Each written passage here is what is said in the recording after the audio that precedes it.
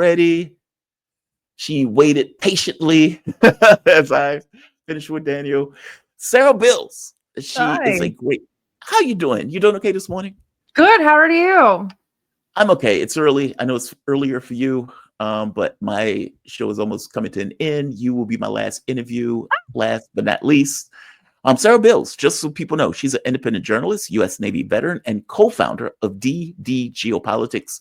Definitely check them out. I see that stuff on Twitter all the time. It is fantastic analysis, and it keeps me up to date as just as news goes on over the course of the day. Thank you for joining me. I always appreciate you joining me. Thanks for having me. Give me you pay attention to geopolitics. It's in the name of the piece. It's false What is, advertising. yeah, I know, right?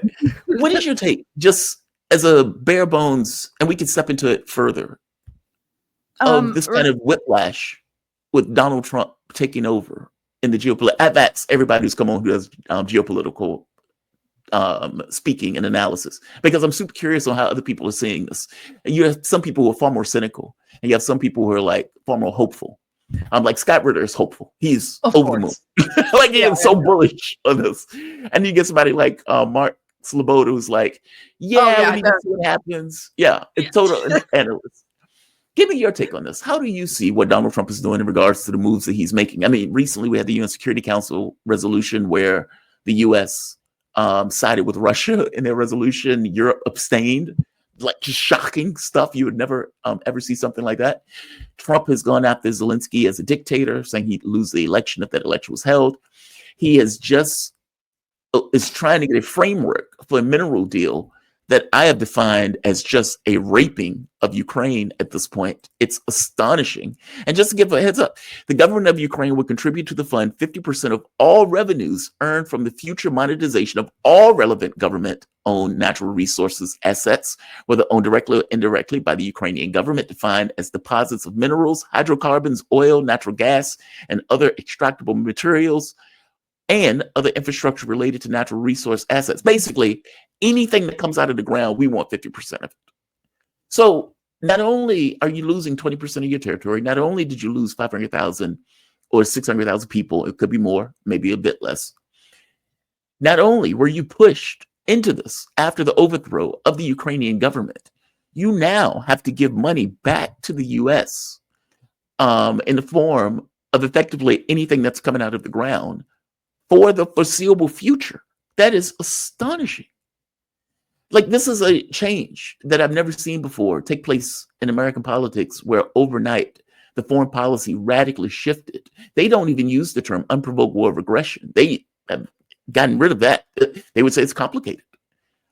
Give me your take on this. I've never seen anything like it. It depends. Are you looking at it like an American, or are you looking at it like person on the outside? As an American, I'm really hopeful because it signals an isolationism that I think we need. I think we need a period of introspection. I think we need a period of self-care, if you will, of self-focus, a period of being actually self-centered and selfish. Not to say that we were altruistic and selfless before, but we pretend that we are. We need to actually be selfish and work on ourselves to be the best that we can be in this inevitably multipolar world. Even Marco Rubio acknowledged that the multipolar world is coming.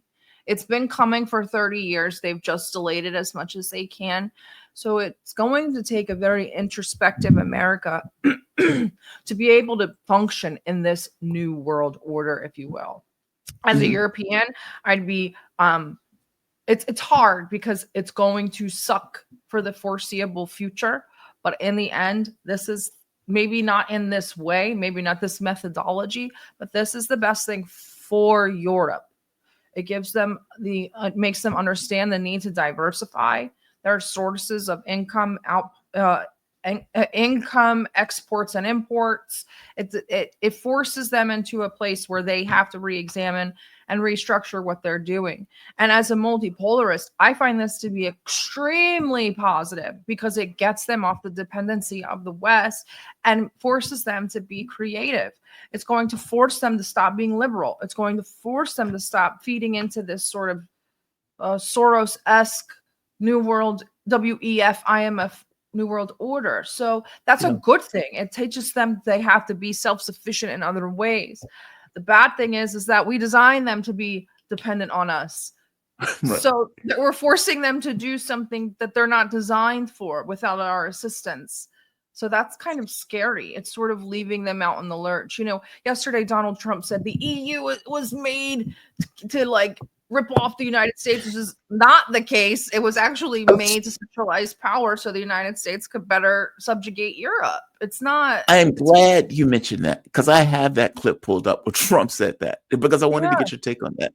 Because he points out, as you point out, that it's almost as if, from his point of view, any group, any collaboration amongst countries that seem to or want to excel and grow, he considers it a threat.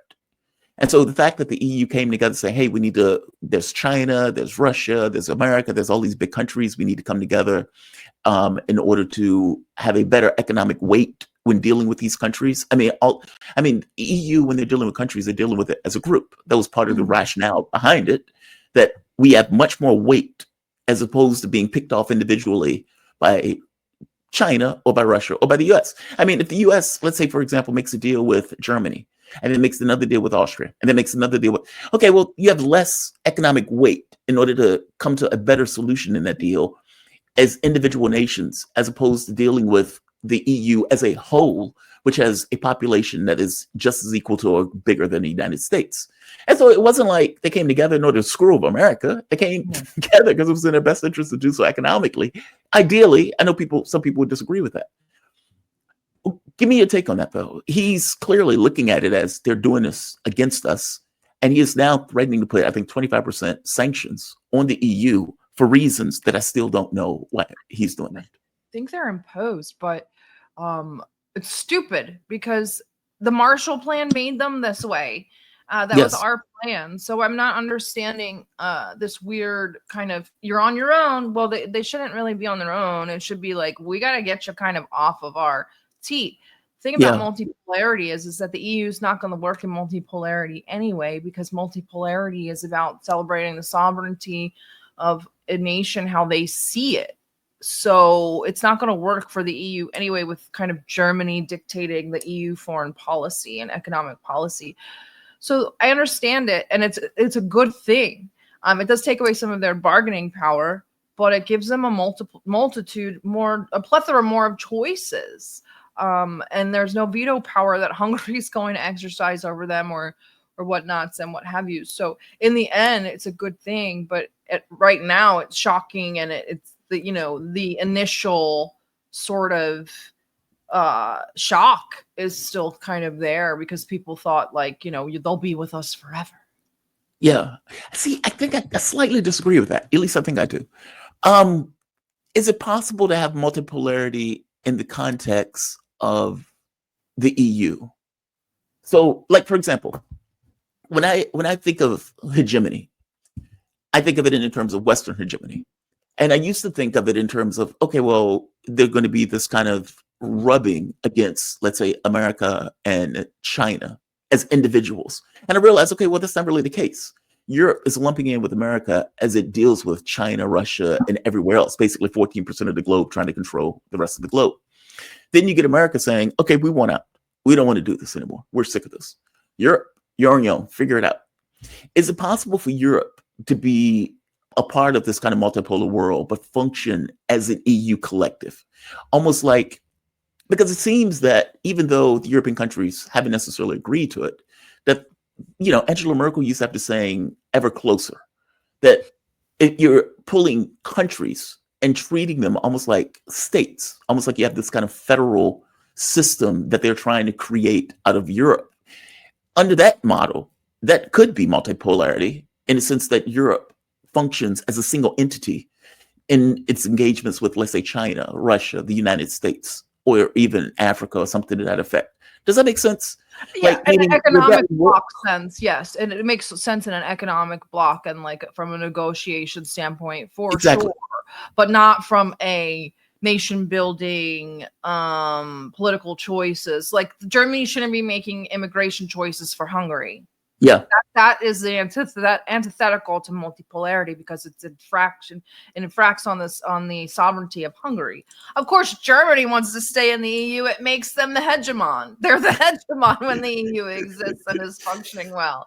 Them and France. So of course they want to stay, but it has to. It's not working anyway. It's not functioning because of the veto power of states and because of the unanimity clauses that are in there. It just doesn't function that well. But I do think that for economic negotiations on a scale that would be supplied to the continent is definitely something that the EU should still be employed for. You send Yeah. Slovakia to go negotiate, and you're going to wind up with a very bad deal in terms of the whole of Europe. But But see, you can agree, like, I can agree to give up power. Like, meaning if I think I get something out of it as a country, I can make an agreement to say, okay, well, we're lumping ourselves together. And in the context of lumping ourselves together, there's certain, like if you and okay, that sounds bad because I'm a guy. What I was going to say, and I don't want it to be put poorly, even though it's going to come up poorly.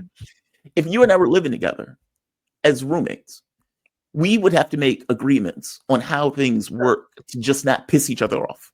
And the rent is cheaper, food is cheaper, all of those things are cheaper. We make agreements to give up some of our own individual liberties in order to make that work.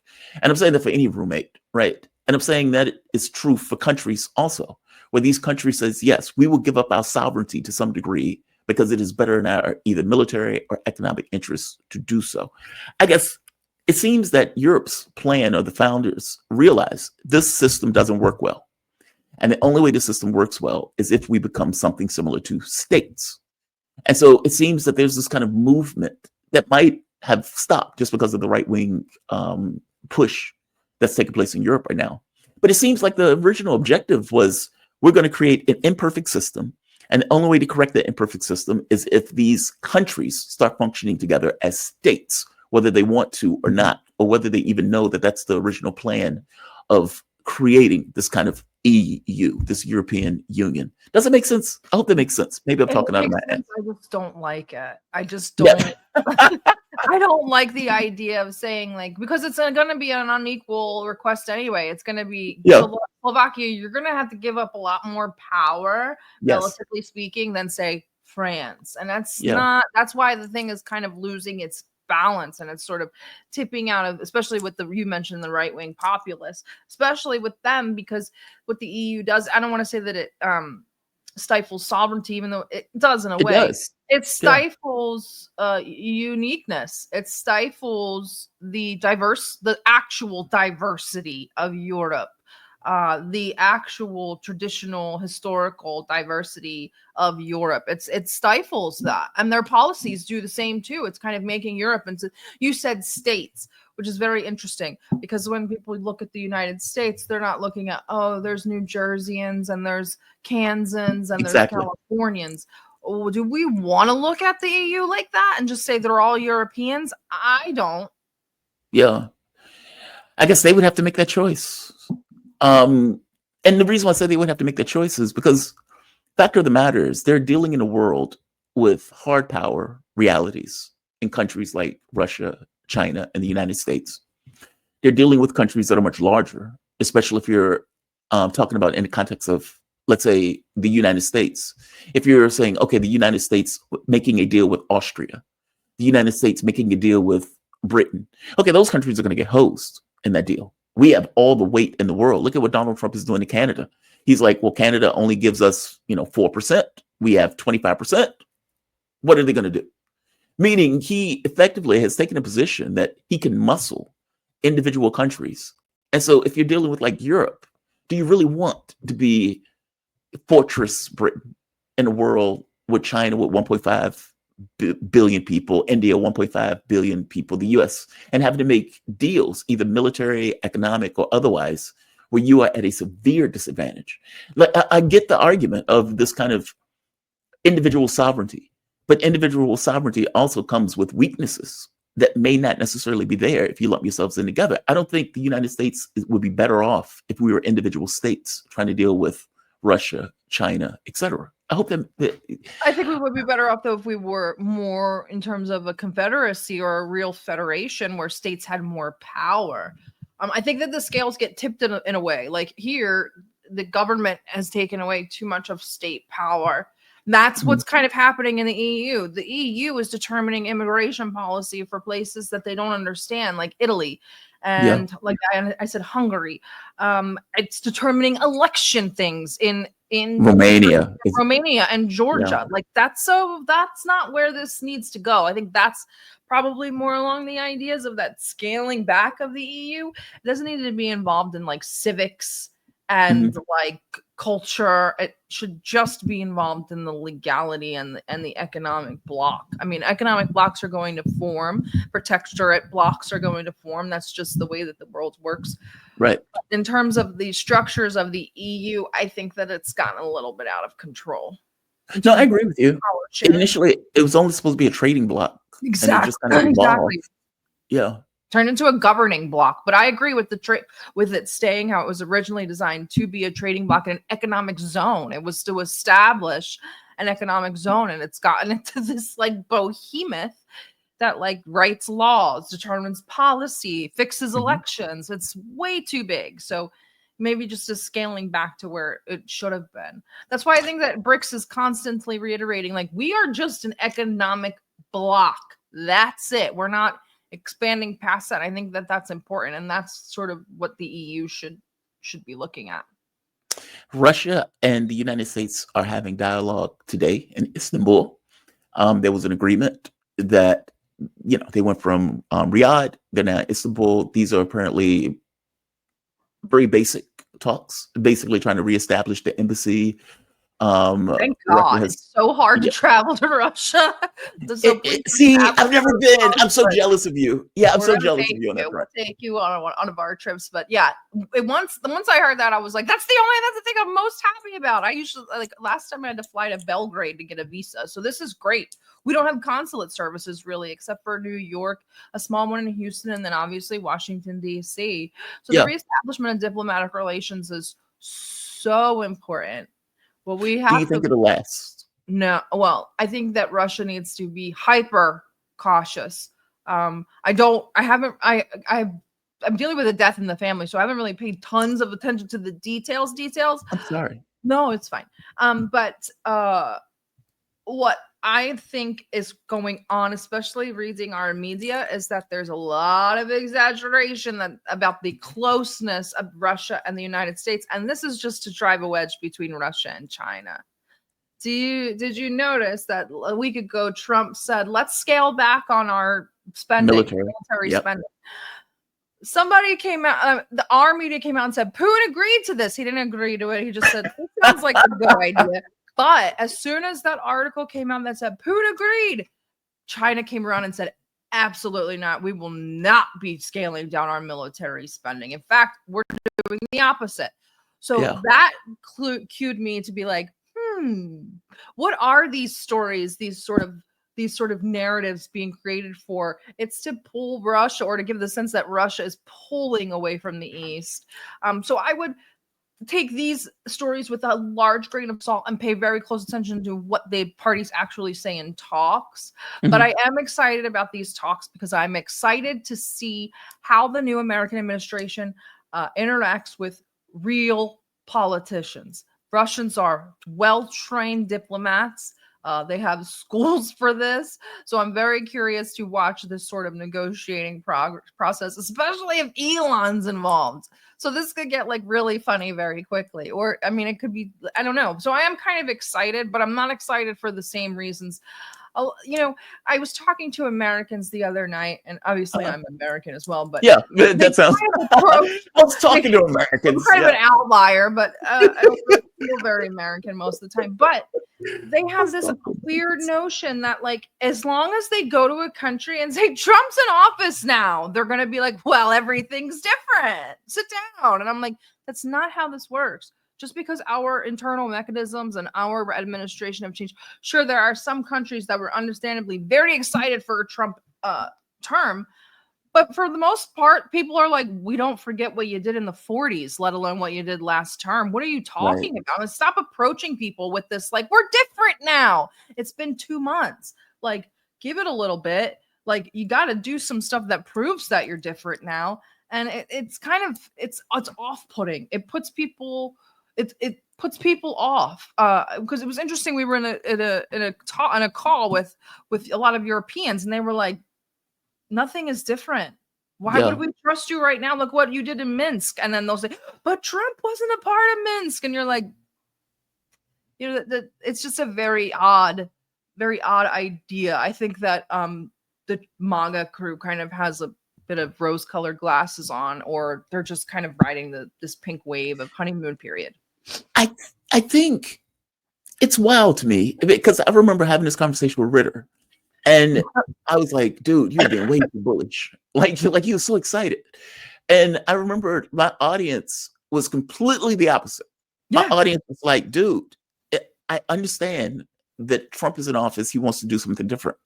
But we ignored the Minsk agreements. We blew off the Istanbul agreements. We blew off the JCPOA. He's excited because he wants to go back to Russia. That's what he says. Well, that might be it. That might be it. Just make them friends again so I can start going back to Russia. I guess I'm pointing out, like, you look at all of these agreements that the U.S. blew off, missile treaties, all of these things, even going back to like the 80s under Reagan and Gorbachev. And then it's like, okay, you have 1 month with Trump in office and you believe that everything should be different. It's like my ex-wife, right? Where at a certain point, it's like we're clearly breaking up. And I'm like, yeah, but I'm okay. I can drop all of it. And I'm, it's like just because I drop all of it and just because I could say, okay, all's forgiven, let's go back to some normality, doesn't mean she's there. And it's the same thing with this, right? All of these other countries saw you blow off agreements on a whim. And even weirdly enough, the fact that Trump was able to do this over the course of a week or 2 weeks or 3 weeks, whatever, gets across how fickle policy is in this way. Meaning it's hard to trust it because A, it's happening so fast. Exactly. And B, you've shown a propensity where you've been willing to just get rid of the stuff on a whim. Yep, the stuff you did last term, let alone a couple terms ago. Yes. I feel like exactly what you said. It actually is eroding the trust instead of building trust. It's like, you mean to tell me that you could have just erased this the whole time and you were letting us suffer for what? It was this easy? Come on. Like, especially for Russia, who was cut out of any dialogue whatsoever. With China, at least for them, they're like, we don't care. We don't want to talk to you anyway. But Russia, it's like they weren't even included. And now to come to them and be like, you know what? We're ready to sell you Coca-Cola. We're ready to recognize Donbass. We're ready to do this. And why would a Russian ever turn around and say, you know what, let's sit down and let's do it? It should be the opposite. They should say, why would we do it now? If you could have done it this whole time, we've been trying to negotiate since the 90s. Yeah. So if that's the case, and if Russia is taking that point of view, which I don't know how they couldn't, right? If China is taking that point of view, if the other countries around the world are just waiting for the shoe to drop, what do you think they're going to get out of these negotiations? I mean, obviously, the negotiations are going to go beyond Ukraine. And it seems like they're talking about the Arctic. They're talking about resource exploitation, like meaning not just because many of the minerals that they're talking about, Putin brought up, hey, we also have rare earths that we'll negotiate. So that's going to be another plank in the negotiation. It sounds like they are, I could be wrong, but it sounds like they are talking about a radical deal between Russia and the United States that goes into security issues, that goes into economic issues, that goes into exploitation in regards to the Arctic, that goes into dealing with, let's say, military issues around the globe. This sounds like it is expansive, like severely, radically so. Do you see it this way? Yeah, but once Russia Russia knows what they're doing. Again, they're like, MIGMO is a school for foreign policy and diplomacy. These kids are taught how to be politicians. Here, they learn it on the streets. That's why our politicians are they learn it on the streets. But these streets. But anyway, so I think that Russians understand. They're like, they don't have any clue what's coming. Wait until they sit down and they say, you're going to have to close your CIA operations in Western China. You're going to have to stop with this Turkic nonsensical NATO bullshit that's always on our doorstep. And once Donald Trump realizes how much stuff the United States is actually entangled in, he's probably going to back off because he's going to be like, oh, because Oh, so you don't think they're going to get the deal? no, because You think it's going to be we've been too much? subjugating Russia for so long through so many means that all of these programs to sit here and say Russia's going to want them all gone. Trump Yeah. probably doesn't even know most of them exist. So this is a huge. You mentioned security for the Russia and the United States to enter into a security agreement. Huge things would have to change. Russia knows that, but I don't think Trump knows that. I don't think Trump understands just how involved we are in Central Asia and the Caucasus just because we want to bother Russia.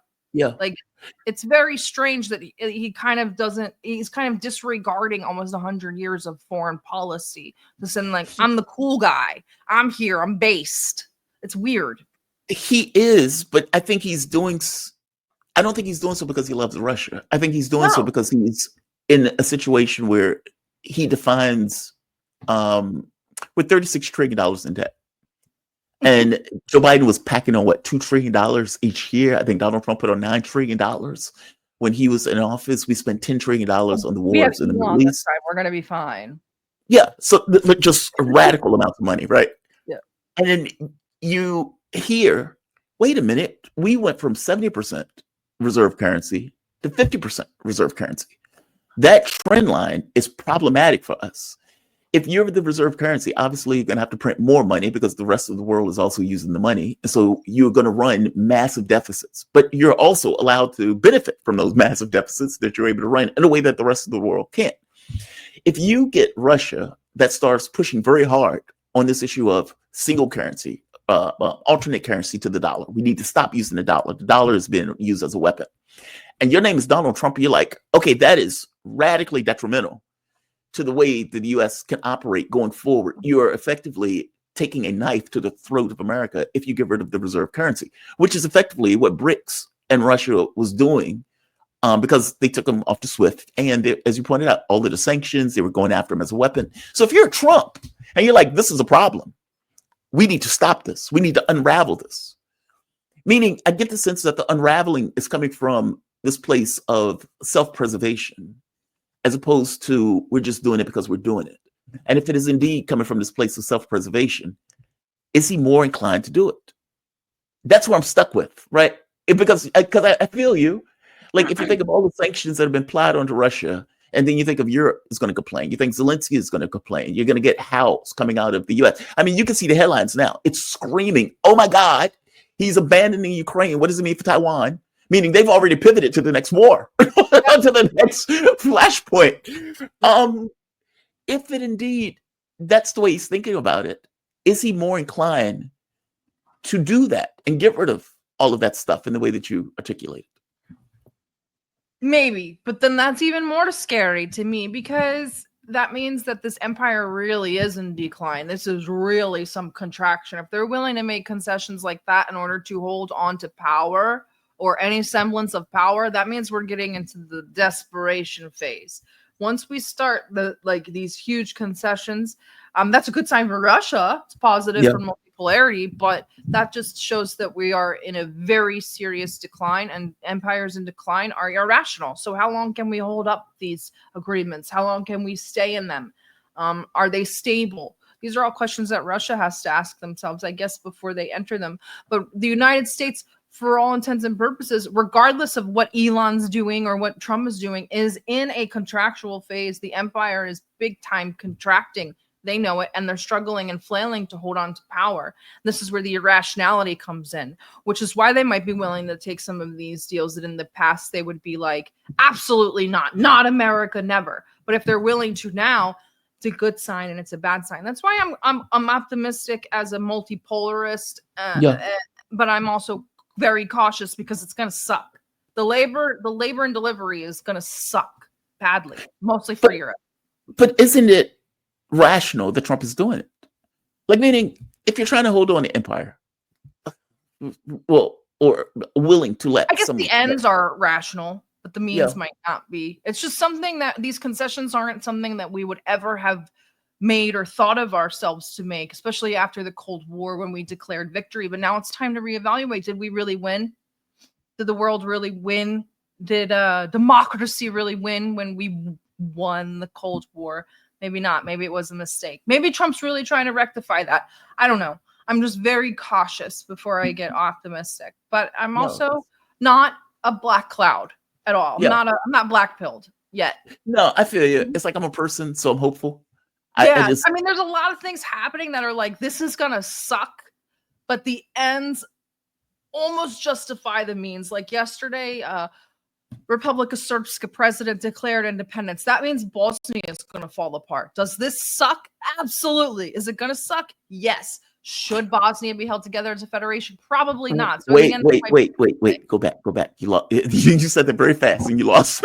I'm sorry. Oh, dig into the issue for me. Explain it to just so I have context. Just so you guys know, Bosnia is run by a triumvirate of 3 presidents, a Croat, a Bosniak, and a Serb. It's the most ridiculous thing. It's like they want an ethnic war. We set up that state through the Dayton Accords. So it's our state for all intents and purposes. The Serbs have 49%. The other 2 have 51%. Coincidence? Yeah. No. Anyway, so yesterday the Serbian president was sentenced to a year in prison. He said, well, then forget it. If you're going to sentence me to a year in prison, then we're going to declare independence, which means the Serbian part wants to break off and go back to Serbia, which makes sense anyway. It shouldn't really be the way that it is, but it's going, well, like I said, it's going to suck. But should it be something? Yes, it's a necessary sucky time, I guess. But that's how I see all of this stuff. These things are going to suck. The Ukraine war did not have to suck this bad. Didn't have to go on this long. But those territories at the end of the day should have been Russian the whole time, Crimea and the Donbass. So these things are kind of going back and rectifying the things that were done after the world wars, this sort of breaking down of the Westphalian system of state sovereignty into these sort of weird enclaves that are, I don't know, everything that they did in the Balkans is strange, but these sorts of things that they created after the world wars are kind of slipping now. They're kind of falling apart. James. Yeah. It's fascinating. It's wild part to be alive, to put it mildly. Last question. What are you guys covering that is piquing your interest right now? I've been looking through your Twitter feed on some of the items that are there. And I think I asked this once before to one of my other guests, but you follow this up closely. What is the story that you think is underreported, that is important, that is significant, that you don't necessarily think is getting the coverage that it deserves because of how important it is, but the media or whatever else, for the most part, just is not seeing it? The Romanian elections. I think that they're using it as a trinket of like a free speech. Look at Europe, how corrupt it is, sort of trinket, but it's much bigger than that. And I think because what we're talking about, just for the audience would know, Karlin Gurgescu was arrested yesterday, and apparently they was going after members of his political party. The New York Times apparently was reporting it was vague in regards to their rationale for even doing it. The first time around, they annulled the election, saying that there were TikTok videos that the Russians apparently put out. Come to find out, it wasn't the Russians; it was one of the liberal parties that was in Romania. Give context to the audience on why you believe that story is bigger than what it seems. I want people to, like, when we read these stories, I want people to try to visualize that they're not happening in Europe. They're happening in Latin America. Okay. And if this were the case in Latin America, we would be saying, look at this banana republic with all these Mexicans. But no, it's Romania, right? And they're quote unquote white. So it's like, and they're the EU. Oh, they're doing the right. Or we just don't report on it the same way, which is odd to me because, well, not odd. I guess this administration is using it as sort of a free speech thing, but it's not. It's actually a remnant and leftover from the Biden era that we need to understand needs to be kind of unraveled and kind of like detached from that region. And people don't realize like exactly what's going on. It was touched on a few times in some of the bigger accounts that did it, but people need to talk about why Romania is a cornerstone to the EU and NATO.